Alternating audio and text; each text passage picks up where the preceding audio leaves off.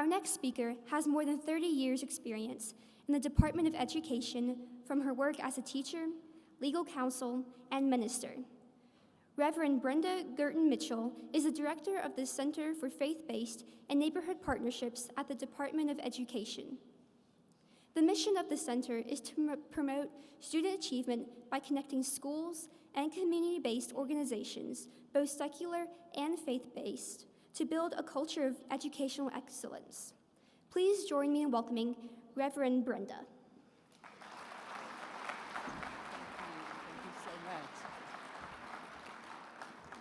Good morning, everyone.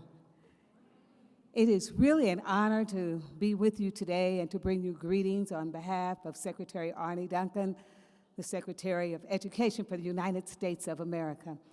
And I wish he were here and hope that we can share a tape with him after this event, but he won't get the energy that I get, that I've had the opportunity to feel just being in this space with you. So special thanks to Ryan and Casey and Danielle and Caitlin for setting the tone for this plenary session and reminding all of us that each of us has a story. And sometimes we think what's happening in our lives is just normal.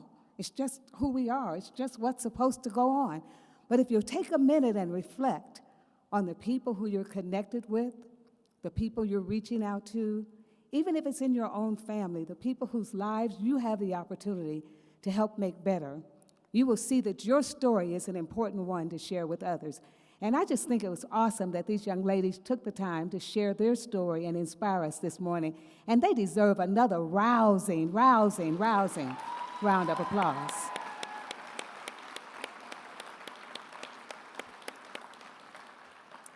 Now, I want you all to help me do a little something for Secretary Duncan. And I need everybody to participate. I just need you to raise your hands. That's right. Everybody, right back there.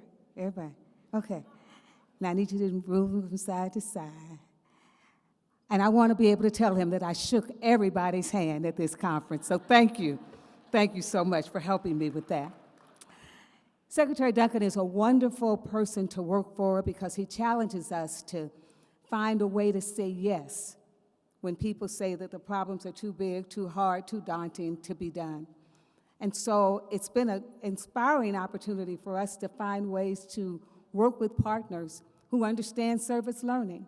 Some of you we've already met and been involved with through the President's Interfaith and Community Service Campus Challenge, where we're working with colleges across the nation, challenging them to work across their faith lines, and if they're not a member of a faith tradition, to work across their values, to do things together with other young people that help solve problems in our community, to help bring assets, to help show that working together, regardless of our differences, working together we can build community and we can make America a stronger place.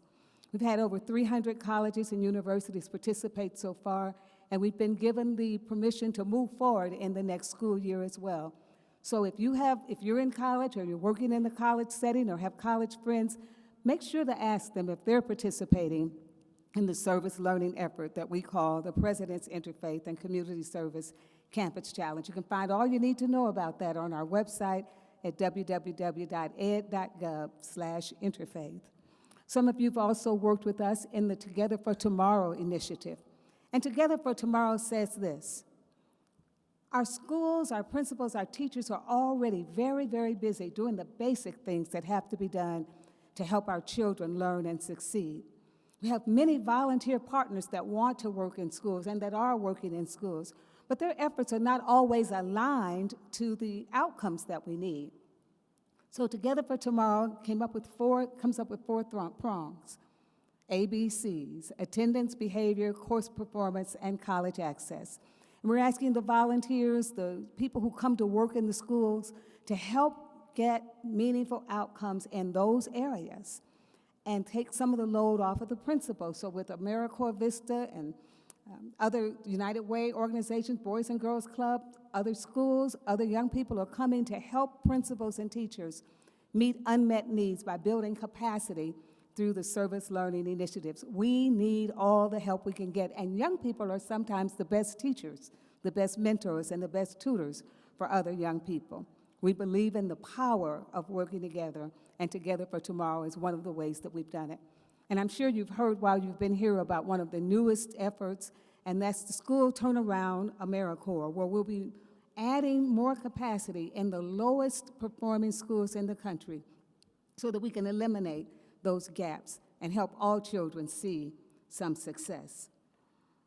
As daunting as our task may seem, I really embrace the theme of this conference.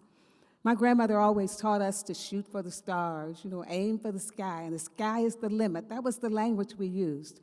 But I do really believe that we have to approach the problems that face our country today and the opportunities that are presented us without that kind of boundary. We have to do it without limits, believing we can do anything that we set our mind to and find partners to work with us to make happen. Believing that we, like Danielle and Caitlin, can do things that other people wouldn't dare to try, and that we can press ourselves and stretch ourselves to do more and become more, and be a part of this nation in a way that people have never witnessed before. I am so encouraged when I get a chance to be around young people, seeing what you're already doing, knowing that you're already learning and leading and serving in places and spaces that our generation, my generation, may never have imagined. I believe that we have to believe that every child can succeed, and that we have to extend not only our hands and our hearts, but opportunity for every young person. And in your friend groups, you can do that for one another. We have to strive to believe that we all can live without limits. We don't have to be bound by the rules of the past.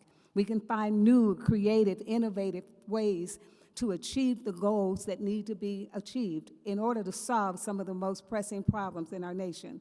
So whether your outreach, your service learning is in the field of education or not, whatever you are doing to help those who need help, to help eliminate some of the problems that our society is facing, to help give hope to somebody who may feel hopeless, to not just go out and feed people, but to figure out why they're hungry and work for systemic change, to become social justice advocates.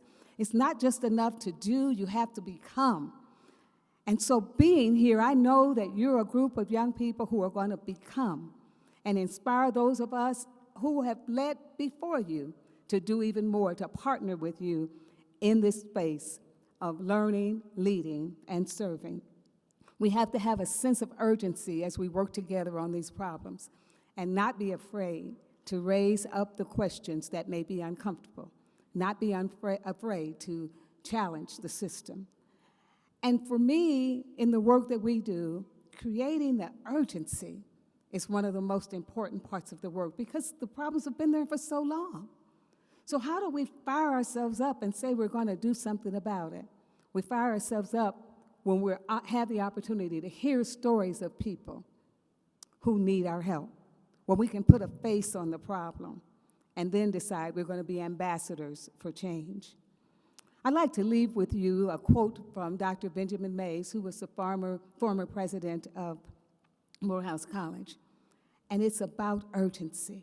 If you see life as just a tiny minute, only 60 seconds in it, forced upon you, can't refuse it, didn't seek it, didn't choose it, but it's up to you to use it. Give account if you abuse it. Life is just a tiny minute, but eternity is in it. I urge you to live without limits and do all that you can do to lead, to learn, to serve, and to change this world. We need you. We're all in your hands. Thank you for what you're doing, and may God bless you.